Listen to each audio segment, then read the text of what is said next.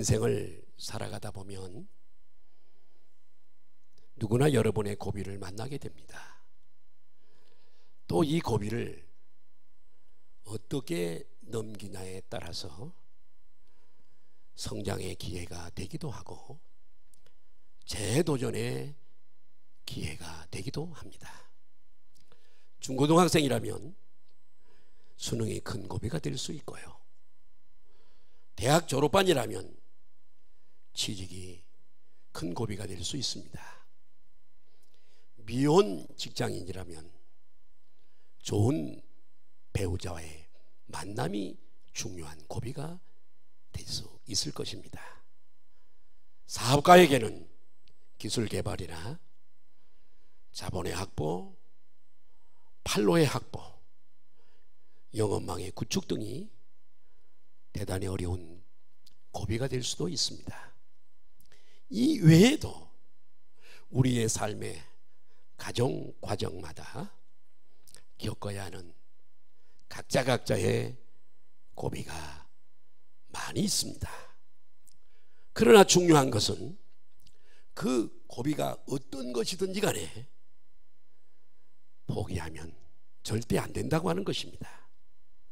왜냐하면 이 인생의 고비들은 우리를 크게 성장시키고 역전시킬 수 있는 하나님의 놀라운 드라마 같은 계획들이 이 고비마다 숨겨 있기 때문입니다.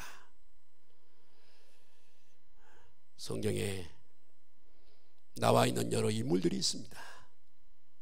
오늘 본문에 나오는 모세가 바로 그런 사람입니다. 모세의 삶을 가만히 들여다보면 하나님께서 그의 인생의 이기와 고비들을 통해 기막힌 인생의 전환점을 바꿔 놓으시는 것을 우리가 잘 알 수 있습니다.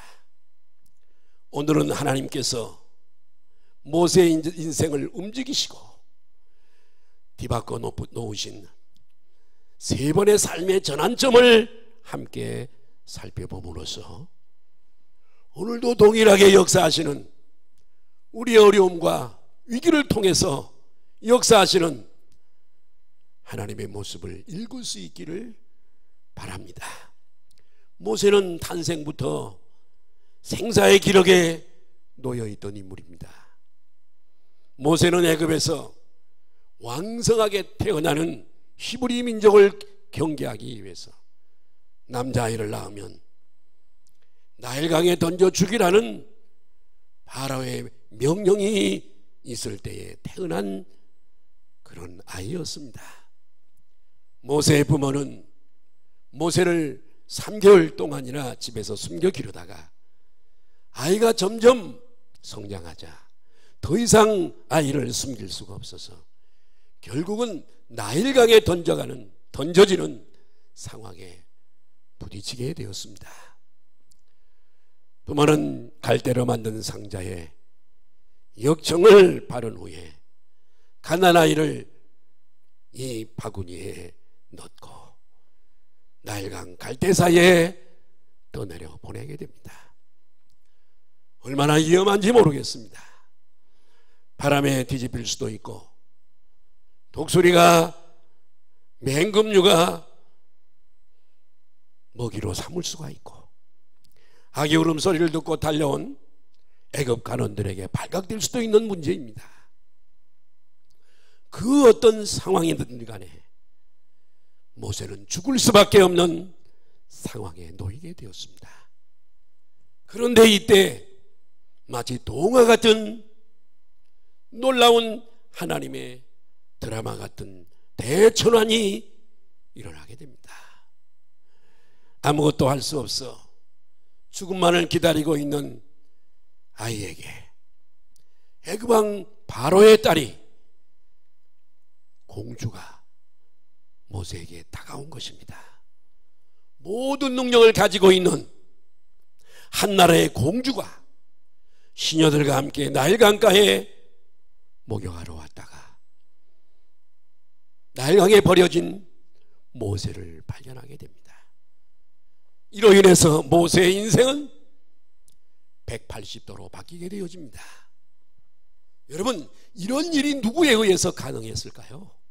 바로 하나님에 의해서 가능했습니다. 이것이 하나님께서 모세에게 행하신 첫 번째 전환점이라 할 수 있습니다. 사실은 공주가 목욕할 시간이 되어서 간 것이 아니라 하나님께서 모세를 살리기 위해서 공주를 보내신 것을 우리가 잘 알 수 있습니다. 이 공주는 모세를 양자로 삼았습니다.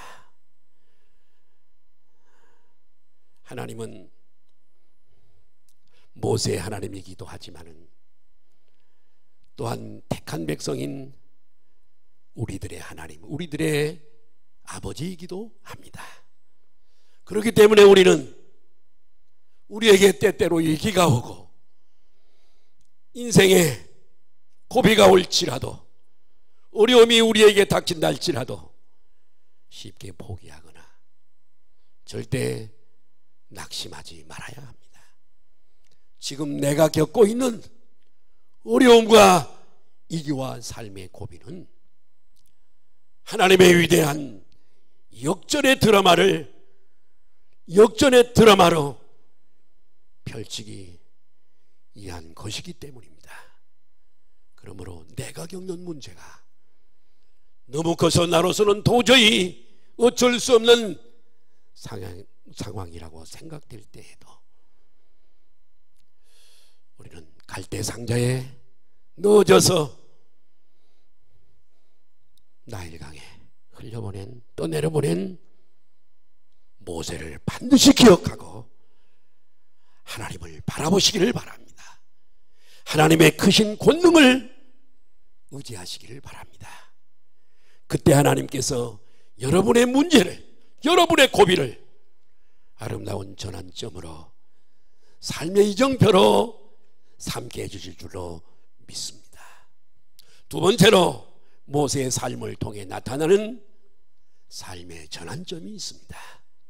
그것은 출애굽기 2장 11절에서 15절에 나와 있는 내용입니다.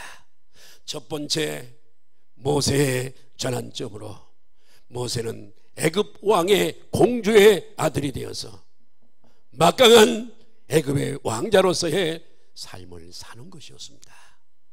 왕을 제외하고 그 누구도 모세를 제재할 수 있는 사람은 아무도 없었습니다. 그런데 여러분, 출애굽기 2장에 보니까 그런 모세가 살인을 저지르는 모습이 성경에 기록되어져 있습니다. 사람을 죽이는 일은 분명 잘못된 일이고 큰 죄임이 분명합니다. 그러나 그는 애굽의 왕족이었기 때문에 어쩌면 이런 일은 아무렇지 않게 무마될 수 있었던 일입니다. 그러나 모세에게는 상황이 달랐습니다. 왜 그렇죠? 그는 처음부터 애굽인이 아니라 히브리인이었기 때문입니다. 모세는 히브리인 유모인 어머니 품에서 자랐습니다. 모세의 어머니는 요게벳 어머니는 모세에게 자신이 누구인지, 왜 왕궁에 있는지, 애굽 사람들이 왜 히브리인들을 애굽에서 종으로 노예로 부리고 있는지 다 듣고 다 알고 있었습니다. 모세 속에 히브리인의 정서가 흐르고 있었습니다. 하루는 애굽 사람이 자기의 동족여 형제인 히브리 사람을 때리는 것을 보았습니다. 모세는 끓어오르는 분노와 의분을 참지 못하고 형제를 때리는 그 애굽인을 쳐 죽이고 말았습니다. 모세의 살인을 알게 된 왕은 모세를 찾게 됩니다. 모세는 왕에게 붙잡혀서 당할 치욕을 알았습니다. 모세는 할 수 없이 모든 것을 다 버리고 멀리 미디안 강야로 도망을 가게 됩니다.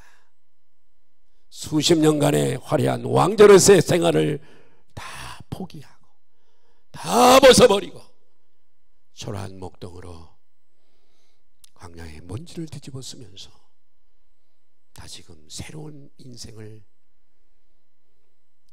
수십 번 살게 되어집니다. 첫 번째 모세에게 허락된 하나님의 전환점이 생명의 구원이었다면, 두 번째 전환점은 애굽의 부귀영화를 다 버리는 일이었습니다. 이것은 쉬운 일이 아니었습니다. 더 이상 그를 시종들 사람도 없습니다. 더 이상 모세를 떠받쳐 줄 사람도 없었습니다. 더 이상 왕자로 알아잡아 주는 사람도 없었습니다.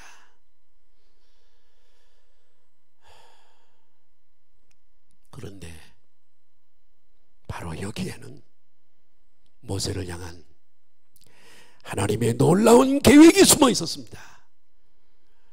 그것은 바로 모세를 향하신 세 번째 터닝 포인트 전환점이었습니다. 모세가 미디안 광야에서 장인 이드로의 양을 치면서 40년이 지났습니다. 출애굽기 3장에는 모세가 하나님의 산 호렙산에 이르러서 그곳에서 하나님을 만나는 장면이 기록되어져 있습니다. 이제까지 성경은 하나님께서 모세를 찾아왔다거나 모세가 하나님을 만났다고 기록하고 있지 않습니다. 그러나 지금 출애굽기 3장에서 모세를 하나님께서 부르시는 장면이 나타나고 있습니다. 떨기나무 가운데 불타는 모습으로 하나님이 찾아와 만나주셨습니다. 하나님은 모세가 왕궁에 있을 때에 화려한 삶을 살 때 모세를 만나주지 않았습니다. 또한 정의감으로 민족의 의분으로 애굽인을 쳐 죽여 광야로 도망쳤을 때도 하나님은 만나러 오시지 않았습니다. 이제는 모세가 80세가 되었습니다. 얼굴에 주름살은 늘어나고 머리카락은 하얗게 휘어지고 나이가 많은 늙은이가 되어서 장인 이드로의 양떼를 몰고 강야를 떠돌아다니는 모세였습니다. 하나님께서는 그때서야 모세를 찾아오셔서 모세를 부르셨습니다. 그냥 부르시는 것이 아니라 가서 애굽 땅에서 종노릇하고 있는 나의 백성 300만이나 되어지는 내 백성을 애굽에서 이끌어내서 적과 끓이는 아름다운 땅, 약속의 땅, 그 땅으로 인도하라고 모세에게 말씀하셨습니다. 하나님께서 모세를 광야로 내모라 이스라엘의 훌륭한 지도자가 될 수 있도록 훈련시키고 준비시키신 후에 때가 되자 하나님이 찾아오시고 직접 모세를 부르셔서 이스라엘 민족을 고통에서 이끌어낼 인도자로 삼으셨습니다. 모세의 광야에서 목동으로서의 40년 광야 생활을 통해서 모세가 발견한 것은 무엇일까요? 그것은 두 가지였습니다. 하나는 나는 아무것도 할 수 없어. 나는 아무것도 할 수 없는 존재. 난 아무것도 아니구나. I am nothing. 나는 아무것도 아니야. 한 초라한 늙은이에 불과해. 그리고 발견한 것이 또 하나 있습니다. 바로 하나님이었습니다. 80평생을 살아오면서 나를 여기까지 섭리하시고 인도하신 분이 하나님인 것을 깨달았습니다. 팔습평상을 통해서 나의 모든 것의 근원이 되시고 나를 인도하시고 나의 모든 능력이 되시는 분, 그분이 바로 하나님인 것을 모세는 여실히 확실히 깨닫게 됐습니다. 하나님은 이때서야 카이로스라고 하는 하나님의 때, 이때에 모세의 상황을 파악하시고 찾아오셔서 만나주셨습니다. 그리고 그를 부르시고 이스라엘의 위대한 지도자로 세우셨습니다. 이것이 바로 모세가 80평생을 살아온 이유였습니다. 하나님께서 그의 위기를 위대한 전환점으로 만들었던 이유였습니다. 모세는 애굽으로 내려가서 히브리 민족 약 300만 명을 출애굽시켜서 광야로 이끌어서 40년 동안에 가나안 목전에 있는 느보산까지 인도하고 모세는 조용히 천국으로 떠나게 되었습니다. 이것이 바로 모세가 80평생을 살아온 내용입니다. 혹시 지금 인생의 길을 막고 계신 분이 계십니까? 어려움 가운데 계시는 분이 계십니까? 여러분이 처한 상황에 대하여 답이 없는 것처럼 보이진 않습니까? 그러나 낙심하지 마십시오. 절망하지 마십시오. 하나님이 터닝 포인트를 통해서 여러분을 준비하고 계십니다. 모세처럼 여러분의 이 길을 기회로 커다란 인생의 전환점으로 하나님께서 바꿔주실 것을 믿으시기 바랍니다. 그러므로 모든 것을 하나님께 맡기세요. 스스로 할 수 없음을 하나님 앞에 고백을 하고 하나님을 바라보시기를 바랍니다. 여러분의 이기가 곧 하나님이 원하시는, 하나님을 온전히 볼 수 있는 전환점임을 꼭 기억하시길 바랍니다. 인간이 할 수 없는 그때에 하나님이 일하신다는 얘기가 있습니다. 기억하십시다. 인생의 위기와 어려움을 통한 철저한 자기 부정이 하나님을 만날 수 있는 좋은 기회입니다. 그분의 역전 드라마를 경험할 수 있는 기회임을 잊지 마시길 바랍니다. 오늘의 이 말씀이 혹시 인생에 위기와 고난이 있는 성도 여러분들께 위로와 축복의 말씀이 되시기를 주님의 이름으로 간곡히 부탁을 드립니다. 감사합니다.